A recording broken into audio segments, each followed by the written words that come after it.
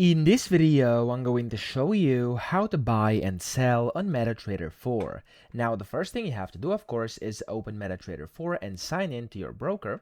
And then whenever you've done this, you want to go to a new order up top, just above the chart, and it's going to open up the new order window. Of course, you could press F9 on your keyboard as well to open this up. And there we go. From here, you can select your symbol, you can select the volume, and then, of course, the stop loss and take profit if you wanna. These are optional. And there you have an optional comment as well, where you can add the comment, and of course you can select your order type. You have the market execution and the pending order as well. Then whenever you're ready, you can click on the buy or sell buttons over here, and that's how to buy or sell. Okay, so you can go sell or buy, and it's gonna pop down here inside your trade tab. You'll be able to see your current orders. Okay, now of course you could also use the quick trading buttons. You could go to the top left of your chart and click on this arrow to show the trade panel, or press Alt+T on your keyboard, which is going to extend this as well. Then here you can set your volume either manually or using these two arrows, and you can go ahead and buy or sell using these two buttons. Now for the first time you're doing this, to be able to enable one-click trading,